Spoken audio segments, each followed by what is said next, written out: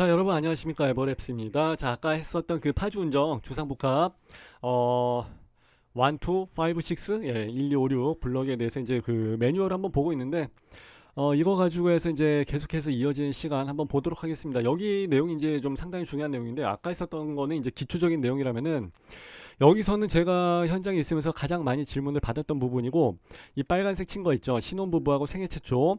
이게 기준이 좀 다릅니다. 그래서 이제 거의 신혼부부나 생초에 들어가신 분들이 많이 계세요. 그래서 나는 그러면 어디에다가 청약을 넣어야 됩니까? 하시는 분들이 좀 계세요. 그래서 두 군데 이제 애매모호하게 이제 다 걸쳐질 수가 있으니까. 근데 여기에서 이제 전략적인 선택을 한다면 어떻게 해서 봐야 되냐면은, 이건 이제 직방에서도 강의했었을 때, 그리고 뭐 학원에서도 강의했었을 때 했던 내용인데, 자, 신혼부부는 특별공급 대상 세대수에서 50%를, 그러니까 이제 그 물량, 해당되는 물량의 50%를, 그러니까 신혼부부에서 들어가는 물량이랑, 여기 이제 나와 있죠? 신혼부부에서 들어가는 물량이랑, 이제 요거는 합계를 봐야지. 요건가, 아유, 눈이 잘 안 보이네, 씨. 신혼부부 물량이 이제 요거 24개죠. 이거랑, 생초도 24개네. 마침 또 여기는 이제 이게 좀 다른 경우가 있거든요. 하여튼 50%씩을 먼저 배정을 하는데, 어디한테 먼저 배정을 하냐면은 가구 원수별가 몇 명이 같이 사느냐, 하여튼 여기에 따라서 그 월 평균 소득 기준이 있어요. 뭐 600만 원, 900만 원. 100% 이하에 들어가는 사람들, 맞벌이인 경우 120%, 이 사람들한테 먼저 우선적으로 배정을 해줍니다. 그러니까 내가 돈을 조금 덜 벌어, 이렇게 해서 하시는 분들, 이제 맞벌이를 하게 되면은 120% 이하이신 분들한테 우선적으로 먼저 공급을 한다고 합니다. 그러니까 내가 얼마를 버는지, 와이프가 얼마를 버는지, 그게 소득, 그걸로 잡혀져 있는지에 따라 그 전략이 좀 달라지는 거예요. 자, 그럼 생초를 봅시다. 생초는 여기도 이제 50%까지 해서 들어가는 건 맞아요. 똑같은데 여기는 130%를 우선적으로 봅니다. 130%. 그리고 어 130% 이하인 사람한테 우선적으로 먼저 공급을 하고, 이제 그렇기 때문에, 근데 여기서 이제 맞벌이에 대한 그 내용이 없어요. 신혼부부 모두 소득이 있는 경우 이제 120%까지 봐줬던 신혼부부 특공이랑 이제 여기가 얘기가 조금 달라지죠. 그러니까 내 기준, 그래서 얼마 우리 가구원 수랑, 그래서 이제 얼마를 버는지가, 그걸부터 먼저 한번 확인 한번 해보시고 전략을 짜시는 게 굉장히 중요합니다. 일단 우선적으로 먼저 공급할 수 있는 그 물량에 들어가 있어야지 기회를 한 번이라도 더 잡게 되는 거니까, 이런 분들이 당첨이 된다라고 해서 생각하시면 돼요. 자, 이제 그리고 이제 밑에 가서 이제 보시게 되면 내용이 조금 달라지게 나오는 부분도 있습니다. 신혼부부에서는 경합이 나오는 경우가 많죠. 이제 그러다 보니까 애가 둘 이상 있어야 되지 않냐, 이제 이런 경우가 이제 많이 나오죠. 애가 뭐 2.5, 1.5 이렇게 해서 막 소수점으로 떨어지는 경우는 없으니까, 한 명 아니면 다 두 명이지. 그러다 보니까 거의 한 명에선 떨어지는 케이스가 많고, 이제 두 명 이상 되는 경우가 아무래도 당첨권에 조금 더 가깝다라고 해서 이제 보시는 게 유리하죠. 자, 여기는 특공이에요. 여긴 특공. 이거 중요합니다. 자, 아까 우리가 말씀을 드렸을 때는 소형 저가주택 뭐 60제곱 이하, 뭐 수도권 1억 3천 이하 공시지가로 했을 때, 그때는 무주택으로 합니다 했었잖아요. 특공에서는 유주택입니다. 특공에서는 자격 기준이 좀 더 빡빡해. 그러다 보니까 여기서는 안 봐줍니다. 이것도 그냥 다 주택으로 스치기 때문에 이 사람은 무주택이 아닌 거예요. 그래서 요거 구분을 잘 하셔야 됩니다. 자, 이제 그리고 요건 조금 다른 문제인데, 청약 통장이 여러 가지가 있죠. 지금 하는 것은 거의 다 이제 주택 청약 종합 저축이죠. 종합이란 말이 중요합니다. 이제 사람들이 청약 통장 뭐 있어요 그러면은, 그냥 뭐 청약 예금, 청약 부금, 뭐 주택 청약 종합 저축 통장에서 뭐 여러 가지가 있고 하니까 이제 헷갈리신 거예요. 그래서 무슨 통장이더라, 하여튼 뭐 그건 것 같은데요, 이렇게 해서 이야기를 하시는 경우가 많은데, 예금이냐 부금이냐 종합이냐, 이렇게 해서 이제 보시는 게 좋습니다. 그래서 제가 여기 예금 부금 종합에다가만 노란색으로 표시를 한 거예요. 이렇게 해서 확실하게 내가 갖고 있는 통장이 뭔지를 정확하게 알고서 들어가시는 게 좋습니다. 그 통장에는 돈이, 내가 서울 사는 사람이야, 8호제곱 이하에다 청약을 넣을 거야 그러면은 요 정도의 금액이 들어가져 있었어야 돼. 공고일 날짜까지 해서. 그래서 공고일 일정이 상당히 중요한 거예요.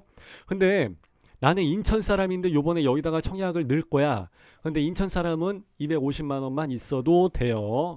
그래서 이제 뭐 50만 원, 100만 원 차이 가지고 청약을 못 넣고 그런 경우는 거의 없는데, 미리미리 다 채워놓고 하니까. 근데 이제 조금 할인을 해준다는 거죠. 예, 서울 사람한테는 조금 페널티를 좀 많이 준다는 거고. 자, 다자녀 특공이죠. 여기서는 태아나 입양 자녀도 포함이 됩니다. 그러나 조사 대상 1순위죠. 항상 이제 여기서 많이 문제가 생기니까 그 접붙이기라든지 이런 거 한다 그랬잖아요. 예. 그래서 이제 불법 통장이라든가 이제 이런 거를 사게 되는 경우가 꼭 나와요. 근데 알고 사나 모르고 사지? 그래서 이제 투자를 해서 이제 분양권에 좀 해보신 분들이 잘 하시다가 이제 요런 데서 이제 한두 번 걸리는데, 어, 올해 요번 그 학원에서 강의했을 때 올해 기수분도 이제 여기서 한번 또 걸리게 된 거예요. 그래서 골치 아프죠. 그거 쉽게 그 해결이 되나? 그게 쉽게 해결이 안 되죠. 예. 그래서 이제 요런 경우가 이제 조금 문제가 생기기 때문에 상당히 주의하시는 게 좋고요. 여기에 대해서 이제 별도의 100점 만점에 이제 별도의 그 기준이 있으니까 요거 이제 각자 참고를 하시면 됩니다. 다자녀이신 분들은. 자, 경쟁이 있을 경우. 요거는 이제 저기 신혼부부 특공이에요. 예, 이거 구분을 좀 해드리면서 넘어가야 돼. 안 그러면 이제 헷갈리기 쉬우니까요. 자, 사전 당첨자는 일단은 아까 이제 나와 있는 대로, 예, 이거 상당히 중요하다고 말씀드렸어요. 근데 똑같은 내용이니까 거의 다 공고문 다 똑같은 내용이 다 반복입니다. 그러니까 이제 요건 그냥 넘어가는데, 경쟁이 있을 때, 예, 자녀를 출산, 예, 요거까지 포함해서 입양, 임신까지, 태아까지 포함을 해서, 예, 우리나라는 원래 태아도 한 살로 치니까, 예, 그래서 나오자마자 이제 100일 지나면 이제 한 살 되고 했었으니까 이제 요게 우리나라 이제 계산 방식이었었는데, 하여튼 그러니까 태아도 인정을 한다, 이제 요런 개념이죠. 우리나라에서는. 미국이랑은 좀 다르죠. 아메리카랑은. 자, 해서 이제 또 순위 내에서 경쟁이 있는 경우는 파주시 우선, 예, 당해적 우선입니다. 이렇게 해서 먼저 하신 분들이 우선이고, 예, 미성년 자녀가 또 많은 경우는 당연히 뭐 3명 이상이다 그러면 거의 뭐 다자녀로 했을 경우가 많이 있으니까, 예, 참고하시면 될 것 같고요. 소득 기준에서 나와 있습니다. 아까 말한 그 소득이란 게 도대체 뭐야 했는데 3인 이하의 가족이다. 엄마 아빠 살면서 이제 아이가 하나 있다. 그런 경우는 월 620만 원 이하로만 벌면은 가능합니다. 예. 저는 지금 뭐 거의 뭐 백수기 때문에 거의 지금은 뭐 해당이 없고, 해당이 되지 그럼 저도요. 예. 자, 자산 보유 기준이 들어가 있는데 이게 저기 공공도 아닌데 갑자기 여기서 무슨 자산 보유 기준이 들어가 있나 해서 조금 의아하기는 하는데, 건물하고 이제 토지, 예, 이런 경우는 3억 3천100만 원 이하까지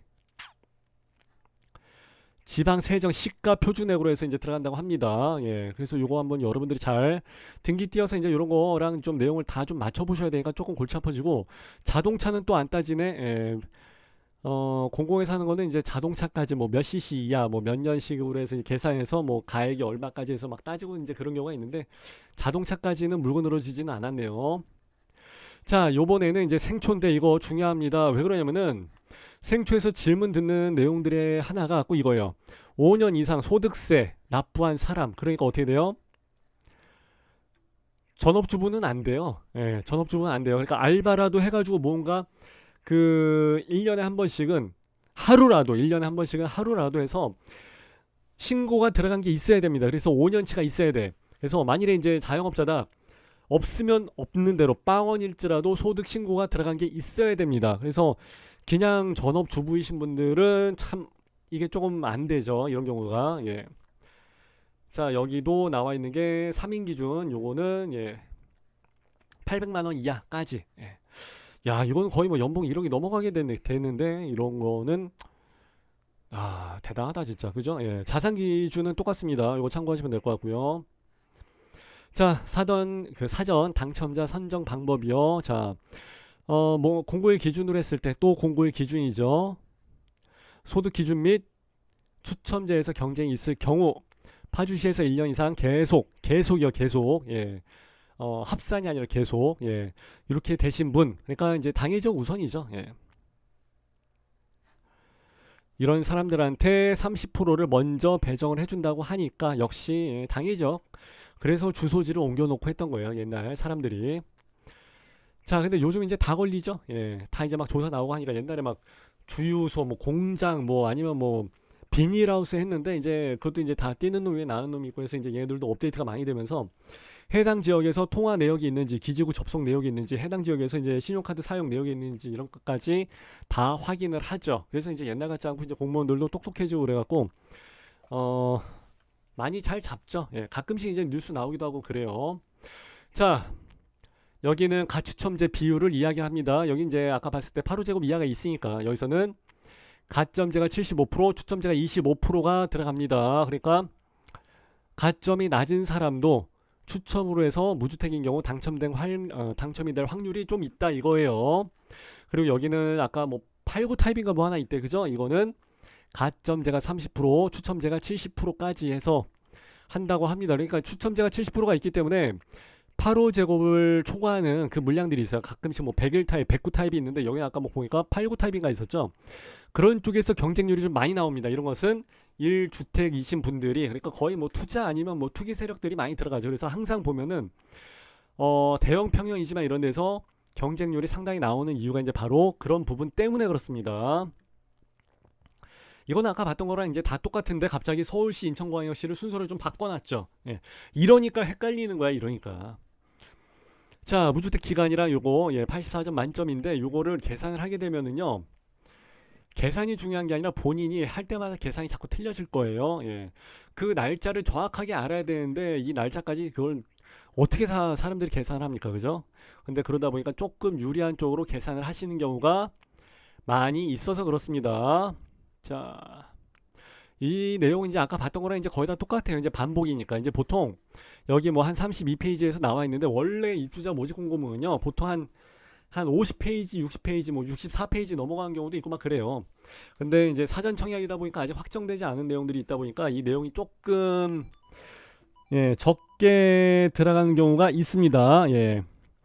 그러다 보니까 이제 내용이 조금 30페이지에서 이제 끝나긴 했는데 이 내용들이 사실 굉장히 중요합니다. 이게 이제 매뉴얼이 되고 모든 거에 그 기준점이 되는 거기 때문에 이제 요걸 좀 잘 숙지하시고 청약을 넣으시고 전략도 잘 짜시고 그러면 이제 상당히 좋을 것 같아요. 예.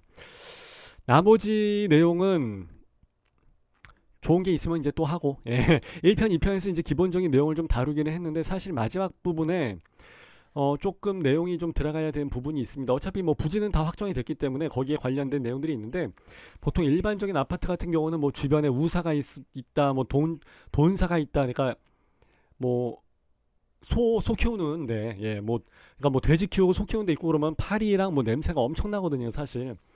근데 여기가 설마 이런 대규모 택지개발지구에서 이제 그렇게 나올 경우는 거의 없고, 그렇다고 해서 외곽 지역도 아니고 여기는 뭐 GTX가 이제 바로 앞에 뚫리는 데다 보니까 그럴 리는 없고, 그렇다고 해서 뭐 송전탑이 있을 것 같지도 않고, 그리고 학군이 이제 조금 멀리 들어갈 수도 있긴 있는데 주상복합 용지다 보니까 이제 조금 멀 수도 있습니다. 일반적인 아파트는 이제 학교가 가운데 있고 주변에 아파트에서 이제 삥 둘러칩니다. 그런 식으로 해갖고 이제 동탄도 마찬가지로 이제 다 이런 식으로 많이 진행을 하고 그러는데 여기는 주상복합 용지고 이제 상업 용지가 이제 같이 좀 들어가 있죠. 주거랑 상업을 같이 하는 용지다 보니까 그래도 신도시는 완전히 그 다른 데처럼 조품화까지는 아니지만 그래도 근처에 다 어느 정도 있을 것 같아요. 예, 제가 지난번 시간에 봤을 때 아마 있었던 걸로 기억을 하니까 그렇게 막 멀거나 막 그러진 않을 것 같아요. 예. 이렇게 해서 일단 한번 마무리를 하면은 될 것 같고요.